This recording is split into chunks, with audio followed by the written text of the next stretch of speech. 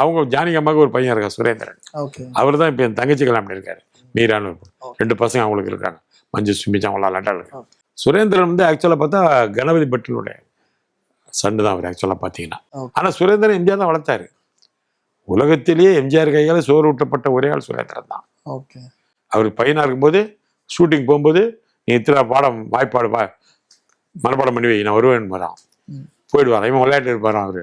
அது அவர் சொல்லுவார், நல்லா இருக்கும். கரெக்டாக லஞ்சு வந்தோன்னா கரெக்டாக கூப்பிடுவார், சுரேந்திராவா அப்படின்னு வரான். இவர் மேலே ஒழிஞ்சிட்டு இருப்பாரான்.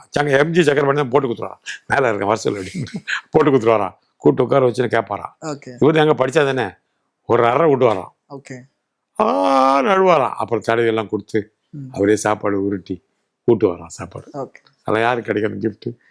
எல்லாம் இருந்தாலும் இன்னொருத்தர் குழந்தை தானே ஒரு ஃபீல் வரும். அதெல்லாம் வராது. எல்லா விஷயமும் சொல்லிக் கொடுப்பாரு, பாடம் சொல்லிக் கொடுப்பாரு, எல்லாம் கூடவே இருப்பாரு. எம்ஜிஆர் வந்து கூடவே வளர்ந்த ஒரு ஆள் தான் சுரேந்திரன். அவர் சொல்றதெல்லாம் கேட்டால் ஆச்சரியமா இருக்கும் பார்க்கறதுக்கு. அப்படி வளர்ப்பாரு.